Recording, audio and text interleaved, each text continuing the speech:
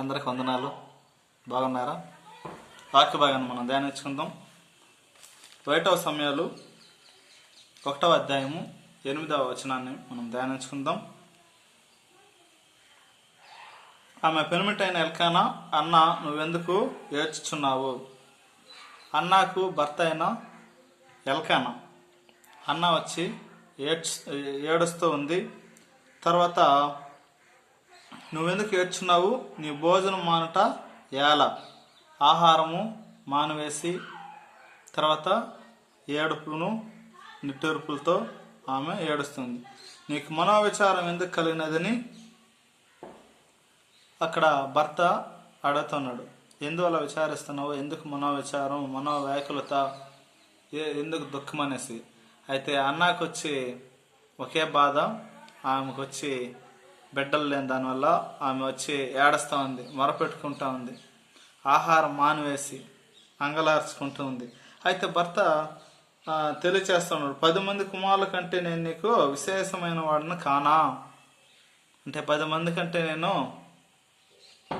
10 మందిలో వానికంటే నేను గొప్పవాడిని కానా? నేను ఉన్నాను కదా అనేసి అక్కడ ఓదారుస్తూ ఉన్నాడు. అయితే అన్న ఆ యొక్క మాటలు ఆ ఓదార్పు చాలదు. అయితే చూస్తే తర్వాత ఆ యొక్క 10వ వచనంలో బహు దుఃఖాక్రాంతురాలై వచ్చి యెహోవా సన్నిధిని ప్రార్థన చేస్తూ బహుగా ఏడ్చెను. అయితే అన్న దేవుని యొక్క మందిరంలోకి వెళ్ళి దేవుని యొక్క మందిరంలో దుఃఖాక్రాంతితో ఏడుస్తూ ఉంది. ఆమె యొక్క బాధను వెళ్ళబుచ్చుకుంటా ఉంది. ఆమె కన్నీరు కారుస్తూ ఉంది.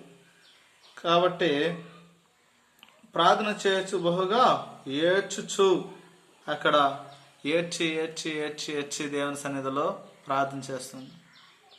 నీకును నాకును కన్నీటి ప్రార్థన అవసరమే ఉన్నది. అన్నాకున్న ప్రార్థన, అన్నాకున్న ఆవేదన, అన్నాకున్న భారం,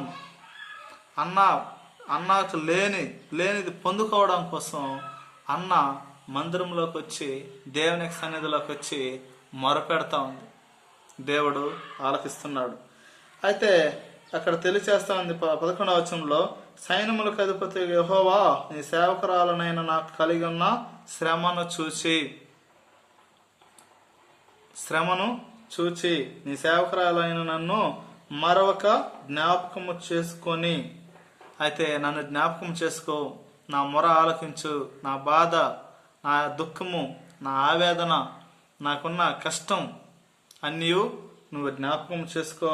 నీ సేవకురాలైన నాకు మగపిల్లను దయచేసిన ఎడల వాని తల మీదకి చారపు కత్తి ఎన్నటికీ రానియక వాడు బ్రతుకు దినములన్నిటిను నేను వానిని యెహోవాకు నీకు అప్పగింతును.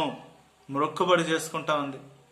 నాకు ఒక మగబిడ్డను దయచేసిన ఎడల ఆ యొక్క బిడ్డను నీ కొరకే, నీ సేవ కొరకే ప్రతిష్ఠిత చేస్తాను, నీ కొరకే పెంచుతాను.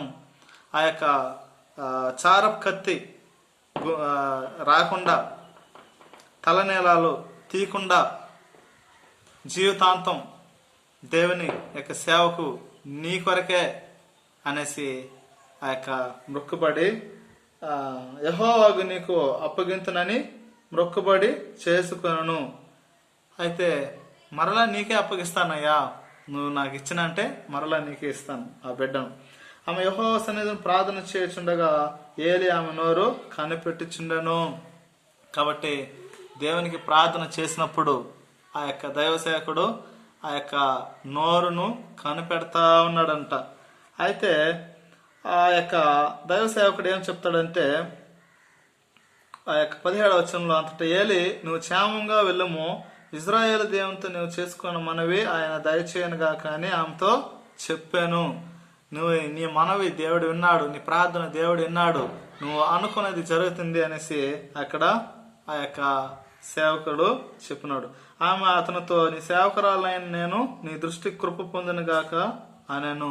అయితే నాకు కృప దొరికింది, నా ప్రార్థనకు నాకు ఆ జవాబు దొరికింది అనేసి ఆమె యొక్క పట్టుదల, ఆమె యొక్క వాంఛ, ఆమె ఆశించింది నెరవేరింది అనేసి ఆమె అనుకుని ఆ రోజు నుంచి ఆ స్త్రీ తన దారిన వెళ్ళిపోయి భోజనం చేయొచ్చు నాటి నుండి దుఃఖముఖముగా నుండుట మానివేశను.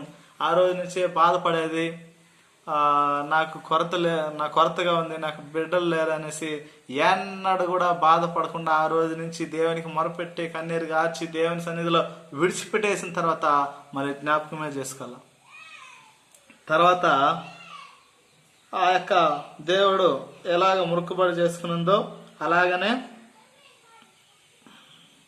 తర్వాత 21వ వచనంలో ఎల్కానా అతని ఇంటి వారందరూ యెహోవాకు ఏటేటా అర్పణము బలి అర్పించుట మొక్కుబడిని చెల్లించుటకు పోయారు. అయితే అన్న అప్పుడు వచ్చి 19వ వచనంలో అక్కడ అన్న గర్భం ధరించి దినములు నిండినప్పుడు ఒక కుమారుని కని నేను యెహోవాకు మొక్కుకొని వీరిని అడిగితను అనుకుని వానికి సమూయేలు పేరు పెట్టును. అప్పటి నుంచి ఆ అన్న పొందుకున్న గర్భం ఆ బిడ్డకు సమూయేలని పేరు పెట్టి ఆ బిడ్డను దేవుని కొరకు ఏం చేసింది? ప్రతిష్ఠ చేసింది. చూద్దాం 28వ వచనంలో, కాబట్టి నేను ఆ బిడ్డను యెహోవాకు ప్రతిష్ఠించుచున్నాను, తాను బ్రతుకు దినములన్నిటిని వాడు యెహోవాకు ప్రతిష్ఠితుడని చెప్పాను. అప్పుడు వాడు యెహోవాకు అక్కడనే మ్రొక్కాను. సమూయేలు కూడా చిన్నవాడైనా అప్పుడే దేవునికి ఏం చేసినాడు? మొక్కాను, ప్రార్థన చేసినాం. అన్న యొక్క ప్రార్థన ఫలించింది.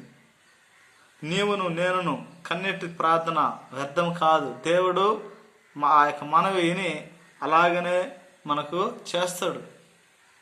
అన్న పొందుకునింది, కానీ నువ్వును నేను కూడా కొరతలు మనకున్న శ్రమలు, కష్టాలు, బాధల నుంచి దేవుడు విడుదల చేస్తాడు.